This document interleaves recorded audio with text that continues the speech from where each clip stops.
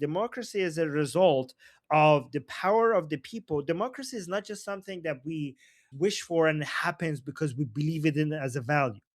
Democracy is the deterministic result of the balance of the people's power increasing relative to their government, so they have leverage over their government, and that power is economic leverage. So there, if you actually track when countries become democracy, it's usually after the relative wealth of people becomes high compared to the relative economic power of their government.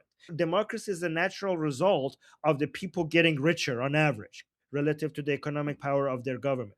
So if allowing when companies get richer, that's individuals getting richer because that's your income, that's your 401k, that's your pension, that's your purchasing power that is getting bigger. The companies growing means that this main source of the government's revenue is tax income because people are getting richer, they're trading more, and they have to pay tax more, and that makes the government answerable to the people. And that's why it's actually a good check on government for people to keep getting richer and richer and your companies to get bigger and bigger. Because even if the government doesn't want to serve the people because all of a sudden the power has become too centralized and the government has the idea that, oh, maybe I could basically become dictatorial and not serve my people, if you have really giant companies in your country, then what happens is that it's in the best financial interest of these giant companies for everything to continue being the benefit of the people because these people are their customers and their workers. So you could actually force your governments to become more democratic because democracy is good for business. So big companies is a good check on government as well. So this is why I'm not against big companies. I'm against monopoly, but I'm not against big companies. And in fact, I want my companies in my country to be a, a force to be reckoned with, and my governments to be afraid of of the private sector in my society. But okay, yeah, thank you, Samantha. Okay. But yeah, Shauna, sorry that took. Yeah, sorry. I didn't realize it was gonna open a can of almond talk. But, I okay, so I have a couple points about that, though. What about during okay, there's a little bit of a problem with this, which is, like, during the kind of high level censorship years where you couldn't say literally anything until Elon, thank God, freed us. So, yes, sometimes a man, even a man that I don't necessarily like, can do a good thing, you know? Heroes aren't perfect. But, during that high censorship year, there was a concerted effort by both the big tech companies and by the government to censor Twitter. And this is still going on in England and the UK. I don't think that's necessarily the case because all it takes is for a group of Puritans to develop a like idea. That, but let me just say that actually proves my point because when it comes to the private sector, at some point, if people want a certain product and it's not there, somebody's going to come offer it. And X came and offered it. Okay. It will Um only take that long. Yeah, let's okay. go. Let's go to Okay, that. and then the Yeah. other point is what about Yeah. Let- I guess I disagree with you with no, the idea that individuals let's go. always debate individuals. We'll talk about this later though. Yeah, let's talk about this later. Okay. Okay, next we have Susanna. I don't know, I was just here to hang out, really. I was gonna ask you about Golshifte Farahani, but you basically already were talking about all of that. Shaheen Najafi had an epic video about it on his channel today, or it was yesterday. And the English to Persian subtitles are like surprisingly good. And that man is so on point. In other news, I've started to try to put together like the PDF of information for survivors of torture in Persian. Like getting a translation in Google Gemini like is actually very easy and reliable. My problem is that I can't read Persian, so I can't format the fucking PDF. So if there's anyone who wants to help me, you can DM me on here on Actually, school. Gemini does that as well. Tell it to format the PDF. I don't know, but I can't tell if it's right. Okay. You Well, know, I then give can't. it to. This is a point with the PDF. I wanted to offer to make a drive or something that we can put all the videos, picture, witnesses, everything that we can gather. This is a thing that we personally already also did in October 7th, because I feel like there's so many things that are secular in the internet, some of them from other conflicts, and then people can use that to be like, oh, this is from another country, and what's happening in Iran is not real. So I want to create a driver that we can just put all the verified imagery from Iran. So one, it can help all of us and anyone here that wants to post things, and two, it's also something that we can pass to media on obviously the consent of the person that adds it. So that's one thing that I would like to do, and I will put a link to a drive folder in the end of this conversation. Other than that, I wanted to see your opinion about what happened today with the 15 crew members that were kidnapped by the regime. And do you think there will be any international response soon? Because we know that from the US, they sent another naval unit, but it's obvious at this point that both the US and Israel will not act till the plan is pretty much perfect.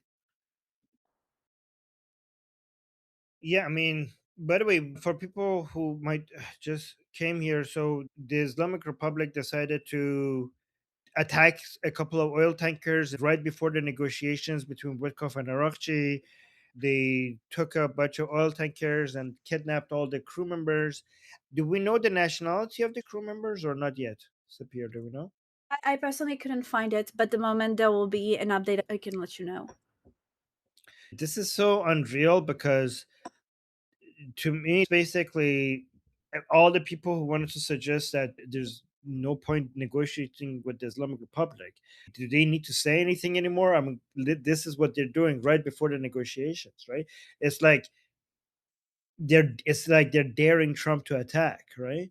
Again, I mentioned to Jeffrey at the beginning of the stream that maybe they want the attack to start earlier because the they think that the attack is inevitable, and just allowing the United States and Israel to prepare longer doesn't make any sense, and it's in their best interest that if it's going to happen anyway, to make it happen sooner.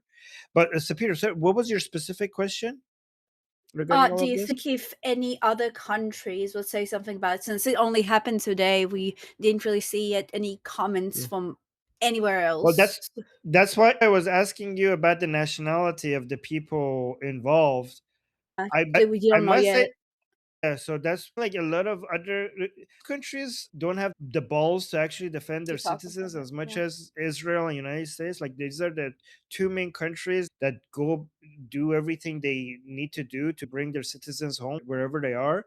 So given that we've seen European countries not to do much when the Islamic Republic kidnaps their citizens, I wonder how much, like, I wonder if they're going to do much when it's not even their citizen. You know what I mean? I mean, they have such a Mhm. bad record when it comes to actually speaking out for bringing their own citizens home, let alone for citizens of other countries.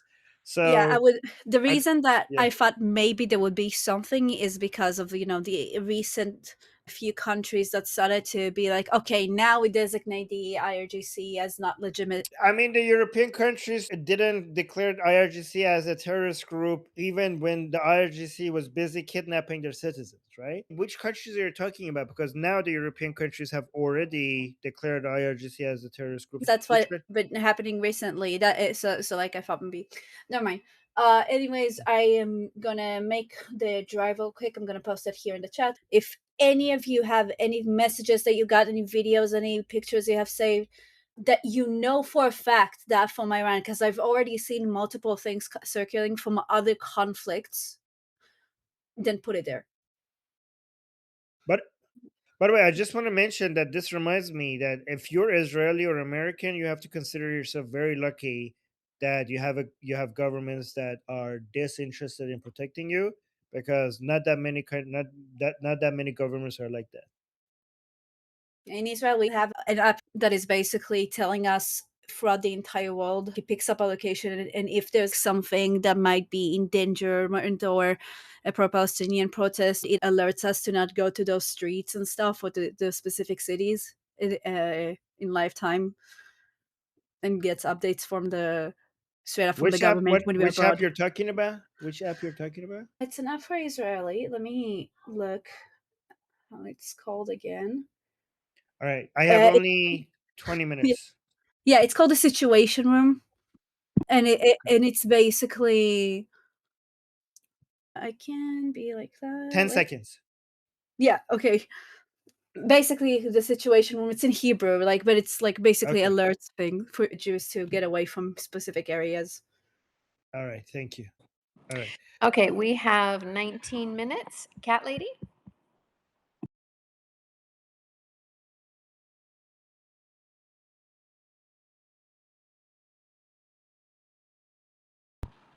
Yeah, kitty, kitty, kitty, kitty, kitty, kitty, kitty. Yeah. Samantha? Short. Okay, I was gonna say that when Armin was talking about how, like, what's it called? They're like trying to the anti-Pahlavi people are trying to like re like use the word like I'm trying to think. How do you what is the term like rebranding the word? Is there or recasting the word? Yeah, like trying to repurpose word. Repurpose. It kind of like reminded me of like the pro-Pali people or anti-Israel people, the way they'll like use words like the what's it called? Equal. They'll use the term equal rights to mean like Israel, Oh, basically. Yeah, like the equal rights, as in Israel needs to give all Arabs who are not citizens of Israel the same rights as Israeli citizens, and therefore take down the wall in between Israel and the Arabs who are not Israeli citizens and want to go kill the Israeli citizens. Like right. that shit. So And so like, you're saying the justice, where their definition of justice is shit that's probably against the Geneva Convention. And just, right. So yeah, you're saying that the lack of understanding of political terms were in among the anti-Pahlavi people when they use democracy and they don't understand the meaning of the word and they confuse it with liberalism, or also they don't understand that democracy is something that comes after revolution and they're mhm, trying to misuse it as a way to attack Reza Pahlavi. That reminds you of how equal rights is misused among anti-Israelis to yep, attack Israel. Right. Okay. exactly. And yeah, exactly. And the misunderstanding there is equal rights are supposed to be for your citizens, right? And this is something Yeah, that Piers Morgan even doesn't understand. Piers Morgan, like in his show, like, why don't you, aren't you for equal rights between Israelis and Palestinians? I'm like, no, no, we're not. In the same way that we're not for equal rights between Americans and Canadians, Canadians should have equal rights among Canadians, and Americans should have equal rights among Americans. Americans should not have equal rights to Canadians, because imagine if an American comes and like, this is not justice. Why are Canadians not giving me free healthcare? yep, Like, why are they only giving free healthcare to Canadians? Why are they not giving it to me as an American? Well, mhm, because you're not Canadian. They give the equal rights under Canadian laws are for their citizens. mhm, You can't expect any government to come give the rights that they give to their citizens to people who are not citizens of their country. We don't ask this from anybody. So it's retarded for us to ask Israelis to mhm, basically give their rights to their citizens to people who are their enemies. What the hell? yeah. Like, that doesn't make any sense. Yeah. Also, I don't know if how much you wanna just keep the subject on around or if I could say something briefly about international trade. Yeah. Okay, just argument against international trade, or Sure. just, like, what if, let's say, we have a country that is using some very serious exploitation that is practically working people to death and therefore is able to mass produce something relatively cheaply because they're just totally exploiting working people to absolute fucking death to mass produce some item very cheaply, and therefore, like, because they're doing this they can produce that item far more cheaply than any country that's following any humane guidelines whatsoever. Should we really But be, like, engaging in that and, like, buying this mass-produced product that's produced cheaply through exploitation? Or should we maybe, as a country, at certain points say, "Fuck it, no, we will not buy this item produced in this country"? all right, so it depends. Okay, just short answer. When you say exploitation, are you suggesting that they are is forced labor, meaning Yeah, that these workers? Hold on, let me give you the two options. Right, like, are these workers have the do they have the option not to work? Okay, like, is it slavery basically, or yes, is in it my that scenario, it is because? basically Oh slavery. my god. Yes, in my scenario, I'm going to say it's basically slavery, so let's So go with that. what happens to them if they don't work? Let's say they get killed. Let's say we have a dictatorship country that will Yeah. kill you if you're So not, like, engaged in, like, this forced labor thing where you're working, like, 18-hour days, 365 days a week, or they'll kill you. okay, if they kill you, then yeah, I would be in favor of not buying from them, right? But if a scenario is like, oh, it's forced labor because if they don't work, they will go hungry. Well, then by not buying from them, you're making them go hungry, right? So if the cost of labor in that country is very, very low, and that's why they're getting paid very low, like they're getting paid very low amounts for the labor, then you should buy from them. Because if you don't, the alternative is that they go hungry. But if they're literally going to get killed because, so if they don't work, like if it's forced labor, like, but usually it's not like that. It's not like, other than maybe the Uyghurs in China, most of the time when people are talking about exploitation, you're actually putting those people in worse conditions if you don't buy from them, because you decided that, oh, they're not getting paid enough, so you basically decided that maybe let's bring about a situation where they're not getting paid at all. You Mhm, understand? Yeah.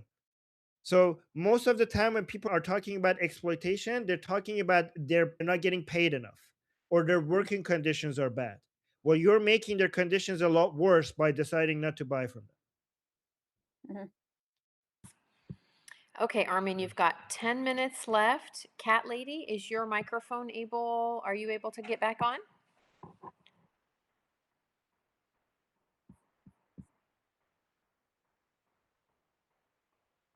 Okay, next we have Jeremy. Hi everyone, how are you? Just if I can, some quick comments before I get to what I wanted to say on some things.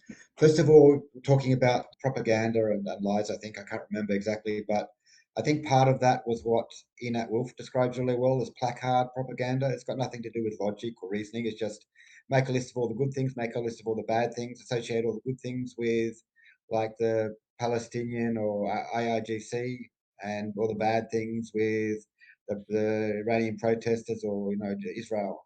The other thing was about democracy. I mean it's might be the best system, but I think that don't overrate it too much. It doesn't work that well. And I think all political systems, someone said, degenerate to aristocracy eventually. I think the West is going a lot that way with.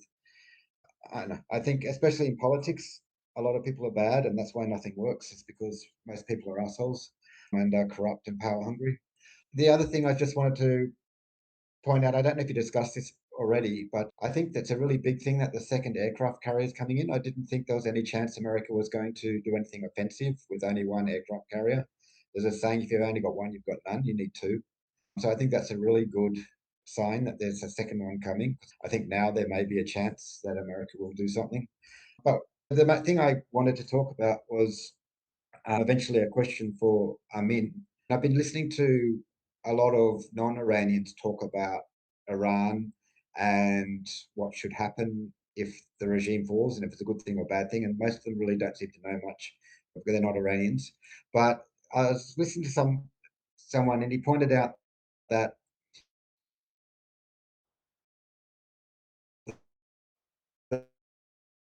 You got disconnected.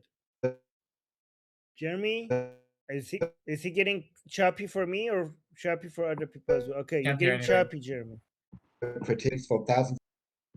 Jeremy, you Sorry. got choppy. Go back for 10 seconds and say it again. Jeremy? Okay, because we're in a time constraint, we only have 9 minutes left and a few people on the list. So I'm going to go ahead and read Cat Lady's question. Wait, can I respond to the democracy Please, thing yeah. really quickly? I don't agree with the idea that all democracies will lead to autocracy, and that like, I mean, guys, look at the world; it's getting so much better so fast because of these classical liberal values. Like, I don't know why people are saying, Samantha, you could thumbs this down, but this is like empirical evidence that the world is so much better in the past 150 years. We have made more progress than the past 12,000 years. Like, with every metric when it comes to well being, health, education, access to clean water, child mortality, just 150 years. Half of the mothers out there, well, no, all mothers I would have agree, to actually. bear.